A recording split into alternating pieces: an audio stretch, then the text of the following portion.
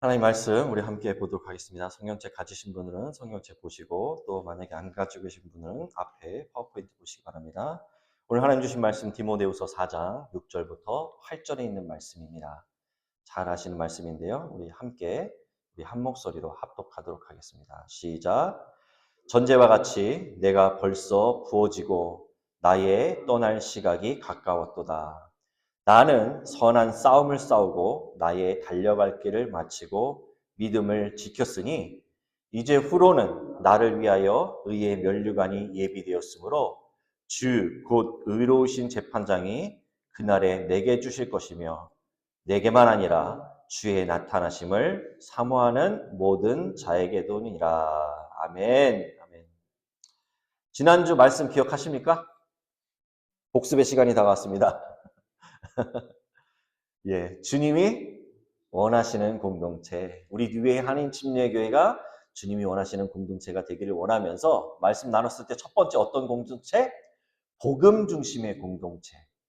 사도들이 가르침을 가르쳤는데 초대교회 때 그 많은 사람들에게 복음을 전할 때 사도들은 여러 명이었지만 오직 그들이 전한 것은 무엇이냐? 예수 그리스도. 복음 중심에 따라서 사도들이 가르침을 행했고 그것이 초대 공동체의 바로 정체성 또 본질에 충실함으로써 모여진 그러한 공동체임을 나누었습니다. 또 어떤 공동체였어요? 교제하는 공동체. 근데 그 교제하는 공동체 가운데 가장 중요한 것이 무엇이냐? 사람들과 교제하는 것이 먼저 중요한 것이 아니라 뭐예요? 하나님과의 교제, 수직적인 교제가 가장 중요하고 그 다음으로 수평적인 사람들과의 교제. 이 교제의 의미는 단순히 먹고 마시는 것의 의미가 아니라 바로 물질적, 정신적인 측면도 다 포함된다라고 말씀을 나눴습니다. 근데 또 거기서 중요한 것이 무엇인가? 서로 물건을 통용하고 하는 얘기를 왜 성경에 기록했는가? 바로 그들이 예수를 믿기 전에는 서로 물건을 나누고 통용하지 않았지만 뭐라고요? 믿는 사람이 다 함께 있다 보니 예수 그리스도로 하나 되어서 그들이 모여 있다 보니 어떻게 해요? 물건을 나눠주고 재산을 팔아서 각 필요에 따라 나눠주는 아름다운 공동체가 되었다라는 말씀. 또 무엇이에요? 기도하는 공동체. 기도가 뭐라고요? 나의 생각을 내려놓고 하나님의 뜻을 구하는 것. 근데 이 기도의 모범을 누가 보여주셨다고요? 예수 그리스도께서. 아버지 할 수만 있거든 이 잔을 내게서 옮기시옵소서. 그러나 내 뜻대로 마옵시고 아버지의 원대로 하옵소서라는 그 예수님의 기도를 따라서 우리 기도는 내 생각을 내려놓고 하나님의 뜻을 구하는 것이 보다 성숙한 기도의 모습이다라는 것을 말씀을 드렸습니다. 그래서 이 기도 가운데 이 기도가 뭐냐면은 영적인 습관이 되어야 된다는 거. 예. 그래서 이 또 공동체의 기도가 중요한 이유는 무엇인가? 바로 우리가 밥을 먹어야지 우리가 생명력을 얻듯이 영적인 이 하나님의 백성들에게 있어서 기도는 뭐냐? 바로 우리 공동체가 나아가야 될 힘이 되고 그것이 생명력을 줄 수 있는 힘이다라는 사실을 나누었습니다. 또 하나 어떤 공동체요?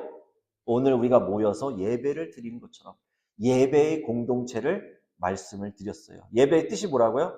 월십인데 월스, 가치 있는 것을 쉽, 그 어떤 상태, 가치 있는 것에 대해서 예배드리는 삶을 말씀을 드리면서 또 하나 기억나시는 거 뭐예요? 초대교회 성도들이 우리는 지금 주일날 12시에 모여서 예배를 드려요. 근데 초대교회 사람들은 어떻게 했다고요? 날마다 무슨 말인가? 그들은 삶이 예배였어요. 신앙이고 삶이고 삶이 예배인 모습이 초대교회 공동체 가운데 있었다라는 말씀을 지난주에 나눴습니다. 그래서 오늘은 어떠한 제목으로 말씀을 나누고자 원하는가? 함께 읽겠습니다. 시작. 영광스러운 죽음을 위하여. 조금은 무거운 주제일 수 있겠죠. 죽음. 과연 어떻게 죽음을 맞이할 것인지를 좀 생각해 보면서 어느 선산에요. 좋은 묘자리가 있었다고 합니다.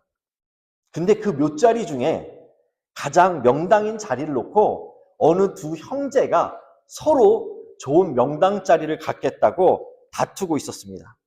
결국 그들은 이 다투던 중에 누가 맞냐, 내가 맞냐, 네가 맞냐 하던 중에 그 동네에 좀 나이가 많으신 지혜 있는 어르신을 찾아가서 그러면 그분의 뜻대로 한번 우리가 결정을 내리자라고 생각을 해가지고는 가서 그분에게 얘기를 했다라고 합니다. 과연 누가 내 형이 갖는 것이 맞냐, 아우가 갖는 것이 맞냐라고 하면서 그 노인에게 물었더니요.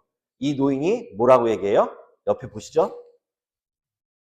먼저 죽는 사람이 좋은 자리를 차지하는 게 좋겠다라고. 그러자 어떻게 했어요? 서로 형님 먼저, 서로 아우 먼저라고 하면서 그 명당 자리를 이제는 자기가 갖겠다고 한 것이 아니라 서로 미루는 모습이 있었다라고 합니다. 죽음에 대해서 얘기하는 것이요. 사실 말은 쉽지만 사실 누구도 빨리 죽고 싶은 분 계세요, 여기? 난 빨리 죽었으면 좋겠다 하시는 분. 아마 그런 분은 아마 아무도 안 계실 겁니다. 그럼에도 불구하고 우리가 왜 죽음을 진지하게 준비해야 되는가? 바로 우리는 언젠가 누구나 다 죽음을 맞이하게 된다라는 것이에요. 제가 예언 하나 드릴게요. 앞으로 여기 100년 뒤에 살아계실 분들은 아무도 안 계신다는 예언을 드립니다. 예. 분명히 다 누군가는 언젠가는 죽게 된다라는 사실을 생각해 보면서 올 때는 순서가 있어요. 근데 갈 때는 순서가 없죠. 당장 고영민 목사가 내일 어떤 일을 어떻게 경험할지 모르고 어떻게 죽을지도 모른다는 얘기예요. 순서가 있어서 여러분들이 저보다는 연세가 더 많으시고 먼저 태어나셨지만 갈 때는 그러한 일이 전혀 상관없이 언제든지 누구든지 죽는 것에 대한 순서는 없다라는 것을 생각해 보면서 또 한편으로 우리가 잘 알고 있는 유다 왕, 히스기야 왕 잘 아시나요? 히스기야 왕. 네. 그가 어느 날 아모스의 아들 예언자 이사야로부터 얘기를 듣게 됩니다. 뭐라고 얘기를 듣냐면은 이제 왕이 질병으로부터 회복하지 못할 것입니다. 당신은 이제 곧 죽을 것입니다라고 그 얘기를 듣습니다. 그러자 히스기야가 어떻게 해요? 하나님 앞에 간절히 매달려서 기도합니다. 그래서 그가 기도한 가운데 하나님께서 그의 생명을 몇 년 연장시켜 주셨다? 15년을 연장시켜 주셨어요. 하나님께서 간절히 기도를 들으시고 히스기야의 15년을 연장해 주셨어요. 참 좋은 얘기죠. 근데 15년을 연장해 주셨지만 결국은 그가 15년 뒤에는 어떻게 돼요? 죽는 거예요. 생명이 연장되었다 한들 죽음 앞에 그 누구도 예외 없이 다 모두 죽게 된다라는 사실을 생각해 보게 됩니다. 사실 히스기야가 죽음에 대한 그 선고를 받았을 때 그의 마음이 어떠했을까요? 아마 살고 싶었을 거예요. 하나님, 내가 더 살고 싶은데요. 사실 근데 15년을 그 연장시켜 주셨을 때 히스기야가 하나님께서 살려주신 그 삶에 대해서 감사하면서 좀 더 하나님 앞에 무릎 꿇고 살아야 되는데 히스기야의 모습은 그렇지 않은 모습이 많았습니다. 그래서 그가 그러한 죽음과 불안과 공포 가운데 하나님 앞에 매달린 결과 어찌됐건 하나님께서 15년을 연장시켜 주셨지만 결국은 그가 15년 후에는 죽음을 맞이하게 된다는 사실을 생각해 보면서 여러분에게 질문을 한번 드려봅니다. 여러분에게 죽음은 어떠한 의미로 다가오고 계십니까? 라는 것입니다. 아마도 죽음이란 단어를 떠올려다 보면은 두려울 것 같아요. 저도 생각해 보면은 죽음? 내가 만일 당장 내일 죽는다고 한다면 뭐 뉴턴은 그랬죠. 내가 내일 죽더라도 나는 오늘 한 그루의 사과나무를 심겠다라고 얘기를 하지만 사실 내일 당장 내가 죽을 것을 안다면은 내 마음속에 불안과 두려움과 공포가 있을 것은 아마 어느 사람이나 거의 다 대부분 마찬가지일 거라는 생각을 해보게 됩니다. 그래서 우리 그리스도인들에게 있어서 이 과연 죽음은 세상 사람들이 느끼는 죽음에 대한 불안과 두려움과 공포로 똑같이 살아야 되는가? 그 죽음을 그렇게 우리는 받아들여야 되는가? 라는 생각을 해보면서요. 우리의 질문은 이렇게 바뀌어야 됩니다. 어떻게 죽어야 할까?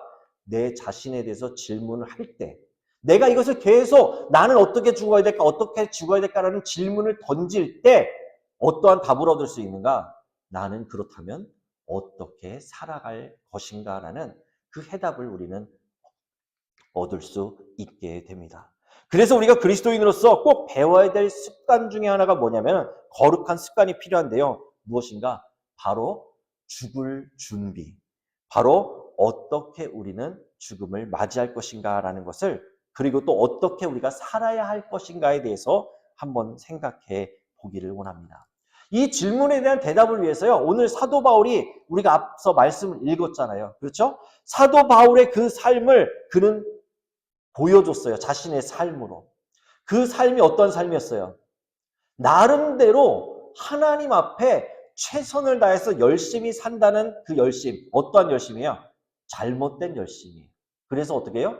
예수 믿는 자들을 잡아가두는. 옥에 잡아가두던 그가 어느 날 다메섹 도상을 갑니다. 그런 가운데 빛이 비추고 그곳에 예수님이 나타나셔서 그가 눈이 멀어요.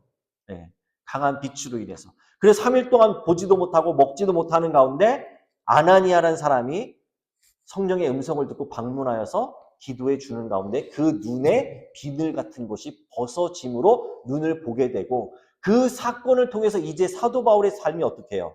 그전에는 예수 믿는 사람들을 잡아다가 옥에 가두는 역할을 하던 사람이 이제 다메섹 도상에서 예수님을 만난 이후에 어떻게 해요? 그 삶이 복음을 전하는 삶으로 바뀝니다. 자, 근데 사도 바울이요, 그토록 예수 믿는 사람들을 잡아 가두고 그러던 삶인데, 예수 믿고 나면은 뭐가 좀 편안해져야 되잖아요. 뭐가 좀 잘 형통해져야 되잖아요. 더 잘 살아야 되잖아요. 근데 보세요. 어떠한 모습이 있어요? 복음 전하다가 돌팔매질로 죽을 뻔해요. 또 그 유대인들의 살해 위협을 피해서 도망가는데 성벽에서 광주리에 달아서 내려와서 극적으로 탈출하는 일이 있었어요. 복음을 전하다가 3번씩이나 배가 파손돼서 바다 위를 표류하면서 생사를 넘나드는 일도 겪었습니다. 빌립보 감옥에 갇혔을 때 여종 들린, 귀신 들린 여종을 고쳐준 일로 인해서 어떻게 해요? 감옥에 갇혔고, 이제 어떻게 되나 그러한 고민하고 있을 때 한밤중에 찬송하는 가운데 옥문이 열리는, 또 그 가운데 말한 그 유명한 말씀이죠. 사도행전 말씀 그 뭐죠? 너와 내 집이 구원을 얻겠다. 네. 사도 바울의 삶이 예수를 믿는다고 한다면은 우리가 생각하기에 예수 믿는 사람의 삶은 좀 더 평탄해야 되지 않을까? 복받는 삶이 되어야 되지 않을까라고 생각을 하지만, 사도 바울의 모습을 보면은 예수 믿는다고 복받는 삶이 아니라 어떻게 해요? 고난과 고통, 죽음의 위기의 연속이다라는 것을 보면서, 이것이 진정 우리 그리스도인들이 살아가야 되는 과정 중에 나타나는 모습일 수도 있다라는 것이에요. 세상에 얼마나 많은 타협이 있습니까? 여러분 지난 한 주간을 살아오시면서 어떠한 일들을 경험하면서 사셨습니까? 사실 우리가 그리스도인으로서 정직하게 모든 것을 다 바르게 살려고 한다면 세상에서 살아가기가 결코 쉽지만은 않다라는 생각을 해보게 됩니다. 그러면서요, 이 바울이 감옥에서 임종을 맞이하게 되면서 믿음의 아들인 디모데에게 자신의 고백을 남기는 고백이에요. 그러면서 바울이 남긴 이 고백을 통해서 우리가 생각해 볼 것은 무엇인가? 어떻게 하면 영광스러운 죽음을 맞이할 수 있는가? 사실 죽음이면 죽음이지 거기에 무슨 영광이 있겠어요? 그냥 당장 죽는 건데. 그럼에도 불구하고 우리가 오늘 말씀을 통해서 어떻게 영광스러운 죽음을 맞이할 수 있는지를 생각해 보고자 합니다. 첫 번째로요, 6절 말씀입니다. 전제와 같이 내가 벌써 부어지고 나의 떠날 시각이 가까웠도다. 바로 죽음을 두려워하지 않는 준비를 우리는 해야 될 줄 믿습니다. 여기서 전제는 뭐예요? 전제. 전제라는 말 아세요? 어떤 명제 뭐 그런 의미가 아니에요. drinking offering. 뭐냐면요, 제물에 제단을 드릴 때 포도주나 독주를 그 제단에다가 부어서요, 어떻게 해요? 그것이 향기를 더하는 것. 그 제물을 드릴 때 향기를 더하고자 태우는 그 제단에다가 포도주나 독주를 이렇게 부어서 드리는 것이 바로 전제다라는 것이에요. drinking offer라고 얘기를 합니다. 자신을 바울은 어떠한 모습이요? 전제로 드려요. 즉 자신의 삶을 그 제단 앞에 희생함으로 모든 것을 쏟아 부어서 자신을 하나님 앞에 드린다라는 의미가 바로 바울이 말한 전제와 같이 내가 벌써 부어졌다라고 얘기를 한 것이에요. 자, 그 다음에 또 얘기하는 게 뭐예요? 바울이 떠날 시각이 가까웠다라고 얘기를 해요. 떠날 시각. 이 떠날 시각에 떠나다라는 원어의 의미를 찾아보니까 출발하다, 항해하다라는 의미와 함께 뭐라고 했는가? 항구에 매여있던 배의 닷줄을 푸는 것이 바로 떠나다라는 헬라어 원어 속에 담긴 의미다라는 것이에요. 즉 무슨 말인가? 이제 바울은요. 그동안에 지금 저희가 봐왔던 내용들 봤잖아요. 루스드라에서 돌 맞았고 광주리에 달려서 내려왔고 죽을 뻔한 위기를 퍼냈고 배가 3번 파손해서 죽을 뻔했고 옥에 갇히는 일들. 이제 그러한 자신을 죽음으로써 몰아가서 내가 죽을 것 같은 그런 상황들 속에서 그가 말하고자 하는 것은 이제 내가 이 모든 상황 속에서 닻을 풀러서 이제 어디로 여행해요? 항해를 하느냐? 주님 계신 천국으로 자신은 항해에 가겠다라고 얘기를 하고 있다라는 것입니다. 즉 바울이 말한 이 죽음은요 이제 끝이 아니에요. 뭐냐? 이제 주님 곁으로 가게 됐다라는 그러한 의미를 담고 있는 것입니다. 아직 이게 개봉이 됐는지 저는 잘 모르겠어요. 제가 본 적은 없는데 여러분 잘 아시는 오징어 게임 아시죠?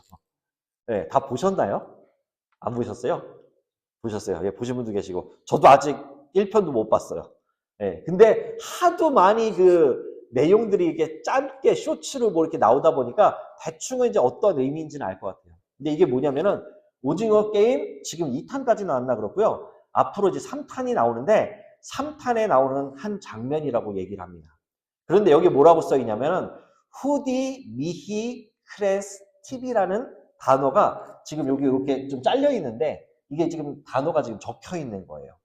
그래서 이 단어의 의미가 뭐냐면은 호디, 미히, 크레스, 팁이라는 이게 라틴어 단어인데 오늘 호디라는 오늘 미히 나에게 크레스 내일 팁이 너에게 밑에 보시면 함께 읽어볼까요? 시작. 오늘은 내가 죽지만 내일은 네 차례다. 뭐 오징어 게임 그 내용이 그렇다면서요. 한 사람씩 죽어나가는 거래요.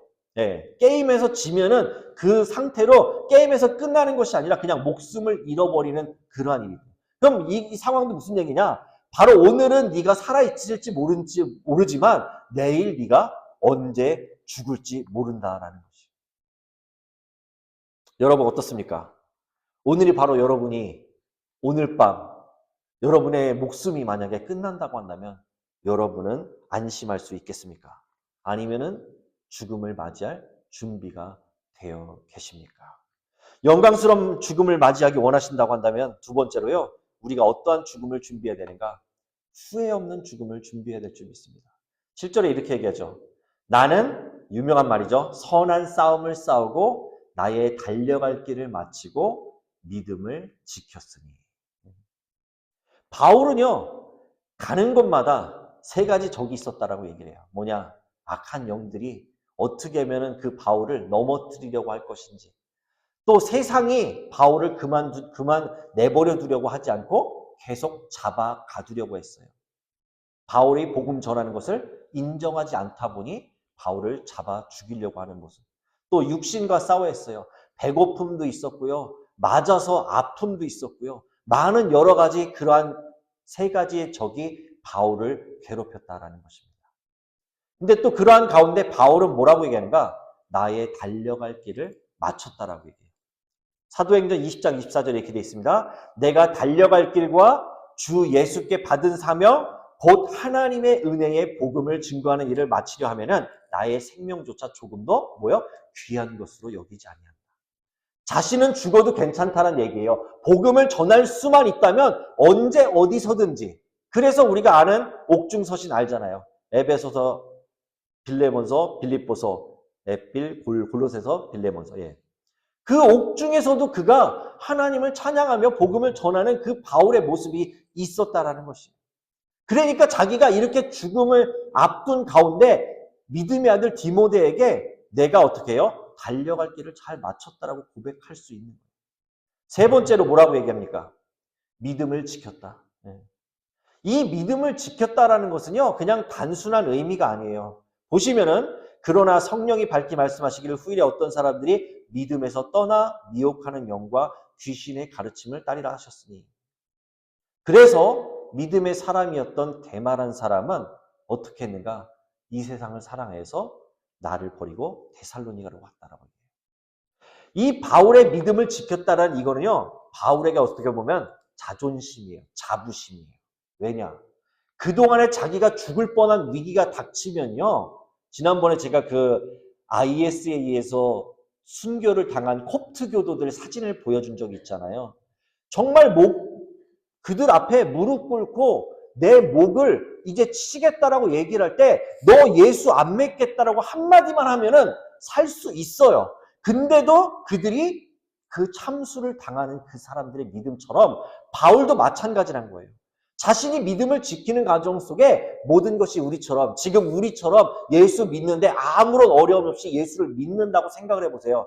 믿음 지키는 거? 쉽죠. 누가 우리를 핍박합니까? 우리가 누구를 목을 이렇게 참수를 하겠다고 협박하는 사람이 있습니까? 그런데 바울이 이렇게 믿음을 지켰다라는 것은 그만큼 내가 복음을 전하면서 죽을 뻔한 위기를 겪으면서도 나는 끝까지 복음을 배신하지 않고 예수 그리스도를 배신하지 않았다라는 그 단호함과 자부심이 담겨져 있는 바울의 마음이 담겨져 있다라는 것입니다. 그래서 바울의 믿음은요, 대단한 믿음이고요. 그 믿음의 길을 돌아보았을 때 그는 이제는 후회 없이 죽을 준비가 되어 있다라고 자신 있게 말할 수 있는 것입니다. 여러분들도 후회 없이 죽을 준비가 되어 있으십니까? 메멘토 모리라는 게 있대요. 메멘토 모리. 라틴어로 이것도요. 뭐라고 하는가? 내가 죽는 것을 기억하라라는 뜻이 있대요. 메멘토 모리. 근데 이 어원을 찾아봤더니요. 옛날 로마 공화정 시대에 전쟁에서 승리하고 돌아온 장군이요. 뭐 하는 거예요, 이게? 개선하는 거잖아요. 이제 내가 전쟁에서 이겼다라고 하면서 이 돌아와가지고는 이 개선하는 가운데 이 사람을 막 사람들이 환호하잖아요. 근데 그때 당시에 장군이 탄 마차 뒤에요. 노예를 한 명 태운대요. 그래 놓고는 이 노예에게 그 장군의 귀에다가 메멘토 모리라고 외쳤다라고 얘기합니다. 무슨 뜻이에요?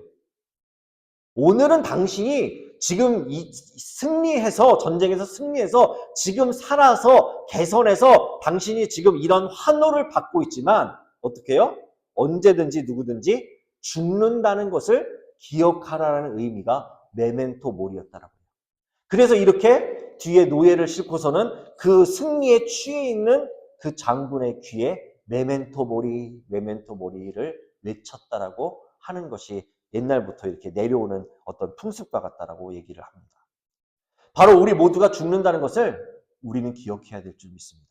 그리고 후회 없이 죽을 수 있도록 여러분 오늘을 준비하시기 바랍니다. 그러면은 어떻게 또 그리스도인으로서 준비를 할 수 있을까? 바로 죽음 뒤에 숨겨져 있는 무엇이냐?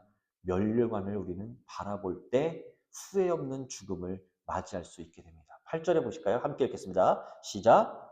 이제후로는 나를 위하여 의의 멸류관이 예비되었으므로 주 곧 의로우신 재판장이 그날에 내게 주실 것이며 내게만 아니라 주의 나타나심을 사모하는 모든 자에게니라. 바로 이 믿음이 있었어요. 삶의 종착역이 가까워지면요, 사람들은 두려워서요, 앞을 내다보기가 쉽지가 않아요. 그리고 앞을 내다보기보다는 지금 이 삶을 어떻게 정리할 것인지를 대부분 바라본다는 것이에요. 아마 주변에 혹시라도 여기 뭐 계신 분들 중에 투병하신 분이 계신지는 모르겠어요. 근데 투병하시던 분들의 말을 들어보면 이제 미래를 죽을 그 이유를 넘어서 보는 분들보다 남아있는 삶을 어떻게 정리할까에 집중하다 보고 그러다 보면 뭘 해요? 재산을 어떻게 할 것인지 또 남아있는 내 짐들을 어떻게 정리할 것인지 지금 이 현실만을 바라보면서 죽음을 준비하는 경우가 많이 있다라고 해요. 그러다 보니까 과거에 막 사진도 이렇게 들여다보잖아요. 내 사진, 아이들 사진. 그러다 보면은 마음이 어때요? 점점 더 절망에 빠지고 점점 더 힘들어지고 삶을 정리하는 가운데 미래를 보면서 어떻게 준비하는 그러한 것은 전혀 생각할 수가 없고 그냥 단지 어떻게 죽을 것인가 슬퍼하면서 절망에 빠질 때가 많이 있다는 것입니다. 근데 성경은 분명히 말씀합니다. 히브리서 9장 27절 한 번 죽는 것은 정한 것이요 그 후에는 뭐가 있다? 심판이 있다. 바울이 지금 여기 얘기하잖아요. 주 곧 의로우신 재판장이 그날에 내게 주실 것이다. 뭘 주신다? 의의 면류관을 주시겠다. 바울은 죽음이 자기 눈앞에 닥쳐서 이제 삶을 정리하는 과정 속에 무엇을 보았어요? 주님께서 재판장이 되셔서 나의 삶을 내가 여기서 현실에 이제 뭐 정리할 것도 없고 이제 나는 천국에서 주님께서 재판장이 되셔서 나를 만나셨을 때 나에게 무엇을 주겠다?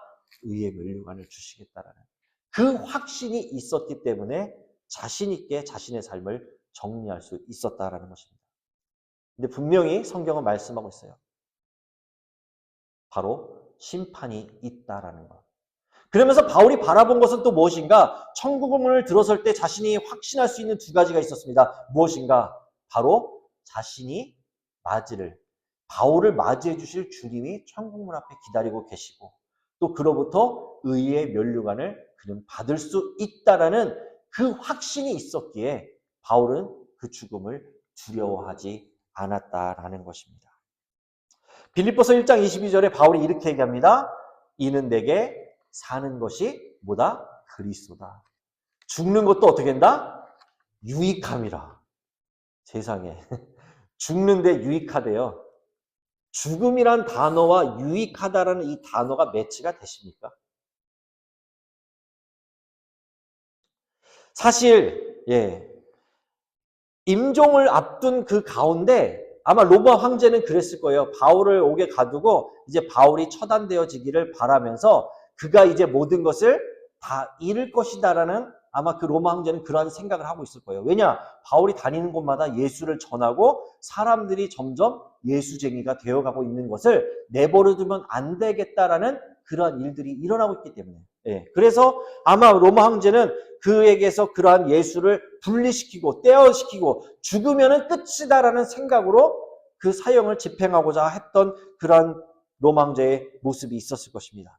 그런데 그럼에도 불구하고 바울은 내게 사는 것이 그리스도니 죽는 것도 유익하다라고 얘기해요. 바로 바울의 삶의 이유와 목적은 단 하나였습니다. 뭐요? 오직 예수 그리스도. 그의 그 종교적인 그 믿음을 로마 황제도 죽음으로 목숨을 육신을 빼앗아 간데도 그가 하나님 앞에 어떠한 모습으로 설 것인지에 대한 그 믿음은 누구도 뺏어갈 수 없는 그 상황이 있다 보니 바울은 이렇게 고백하는 거예요. 죽는 것도 유익하다. 자, 누가복음 12장 12장 19절부터 20절에 한 부자의 비유가 나오죠. 또 내가 내 영혼에게 이르되 영혼아 여러 해 쓸 물건을 많이 쌓아두었으니 뭐라고요? 평안히 쉬고 먹고 마시고 즐거워하리라 하되 하나님께서 말씀하십니다. 이 어리석은 자여 오늘 밤에 내가 내 영혼을 도로 찾으리니 그러면 네가 그동안 모은 것이 누구 것이 되겠느냐. 너무나 간단한 진리예요. 오늘 밤 떠난다고 한다면 내가 그동안 가지고 있었던 거 우리가 태어날 때 어떻게 태어났어요? 아무것도 없이. 근데 제가 지금 2009년도에 미국에 와서 지금 이제 16년, 17년을 살아가는데 처음에 올 때 이민 가방 2개 가지고 왔어요. 근데 지금 집에 보면은 웬 그리 잡동사니들이 많은지 한 번씩 정리를 해요.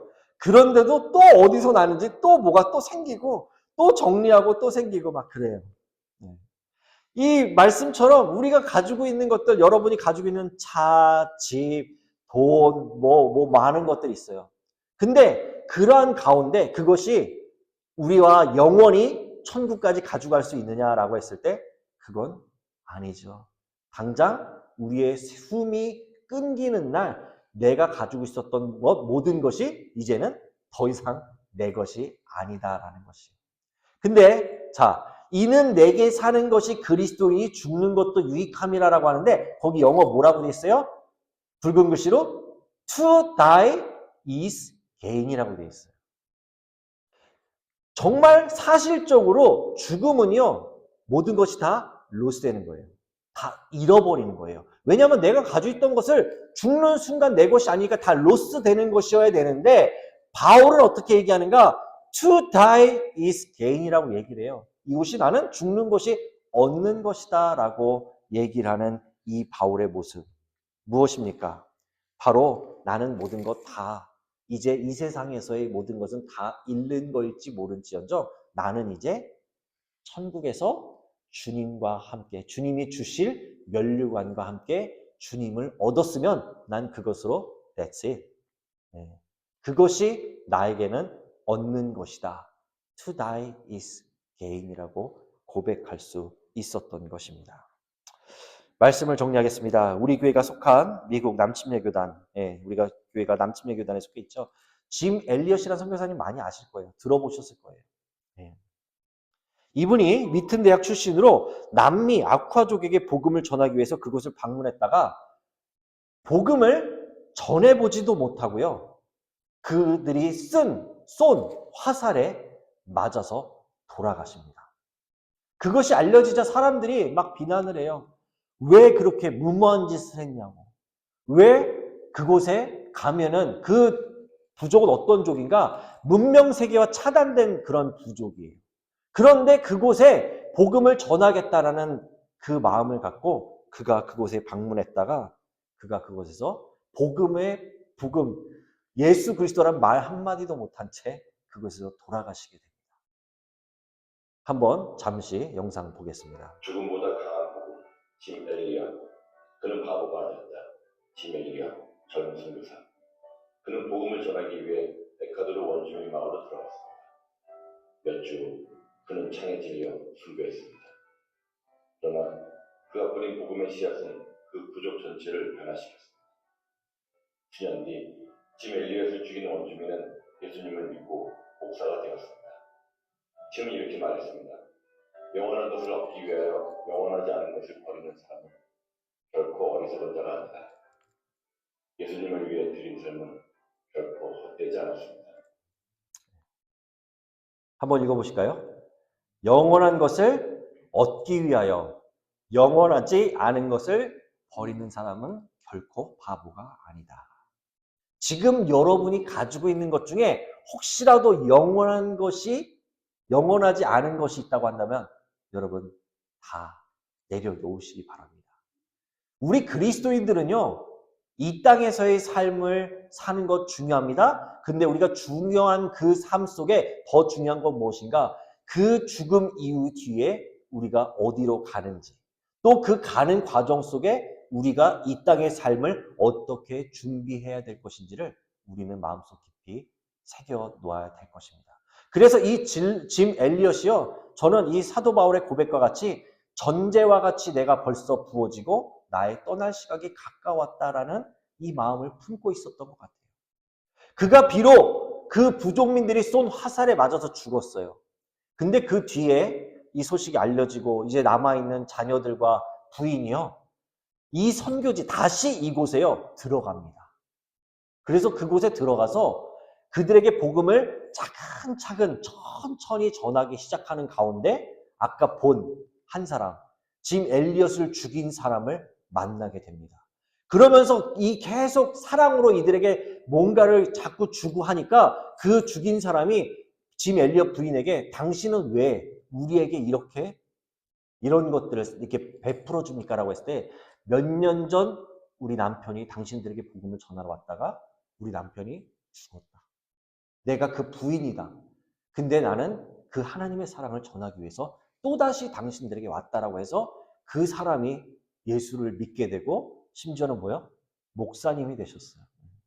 실제 이야기예요. 실제 이야기. 바로 이것입니다. 사도 바울이, 저와 여러분이, 그리고 짐 엘리엇 선교사님이 영광스러운 죽음을 맞이하게 된 이유와 원인이 무엇입니까? 오직 예수 그리스도 때문에. 예수만이 우리의 삶의 목적과 의미가 되시고요. 우리 죽음 이후에 우리가 천국에 가야 될 바로 그 소망이 되신 예수 그리스도를 우리가 믿고 따를 때 정말 여러분의 삶이 한 번 더 바뀌어질 수 있는 그러한 은혜가 있게 될 줄 믿습니다. 바로 예수 그리스도의 죽으심이요. 그냥 죽으심으로 끝난 것이 아니라 예수님이 부활하셨죠. 근데 그 예수님 한 알의 밀이 땅에 떨어져 죽으니까 어떠한 열매를 맺었어요? 지금까지 그 복음의 역사가 많은 로마 시대의 박해와 핍박 속에서도 사도 바울이 죽으면 끝날 것 같았죠? 아니죠. 근데도 그 핍박과 어려움과 고난 속에서도 복음의 역사는 2000년이 지난 지금까지도 어떻게 해요? 계속 이어지고 있다는 것이에요. 미국의 처음에 그 파운데이션이 어떻게 돼요? 처음에 미국이 생겨나게 된 거. 바로 영국에서 종교의 자유를 찾아온 청교도들의 신앙으로. 대한민국이 지금 수많은 기독교인들이 있다고 그러죠. 뭐 4분의 1이 기독교인이라고 얘기를 합니다. 뭐 그 수치가 뭐 줄을 수도 있지만 그렇게 된 이유가 뭐예요? 그 복음에는요, 생명력이 있기 때문에. 예수 그리스도의 사랑이 있고 생명력이 있기 때문에 많은 선교사님들이요, 마찬가지로 짐 엘리엇과 같이 서양 귀신이란 소리를 들으면서 선교사님들이 조선이란 나라를 와서 복음을 전하기 시작한 것이 지금의 오늘날 우리 대한민국이 하나님의 은혜 가운데 아마 인구수 대비로 가장 많은 선교사님들을 파송한 나라는 대한민국입니다. 하나님이 그러니 축복 안 해줄래야 안 해줄 수가 없다라는 생각을 해보면서 저는 우리 모든 성도님들께서 영원한 것을 위하여 영원히 소유할 수 없는 것을 기꺼이 포기할 수 있는 그런 믿음의 삶이 될 수 있기를 간절히 축원드립니다. 마지막 질문 드립니다. 여러분은 영광스러운 죽음을 맞이할 준비가 되어 있습니까? 또 나는 정말 오늘 죽어도 천국에 들어갈 확신이 있으십니까? 라는 질문을 드리면서 우리 한번 잠깐 눈을 다 감으시기 바랍니다. 마음속으로 기도하시면서 정말 이 영광스럽게 산 삶의 그 모습을 우리도 닮아가기를 원합니다. 여러분은 죽음을 준비하면서 이 준비의 그 영광스러운 죽음을 맞이할 준비의 시작은요, 어떠한 것으로부터 시작되는가? 우리의 죄를 용서하시고 구원해 주시기 위해 오신 예수 그리스도를 우리의 구세주와 주님으로 영접하는 것입니다. 주 예수를 믿으라. 그리하면 너와 내 집이 구원을 얻으리라고 약속해 주셨습니다.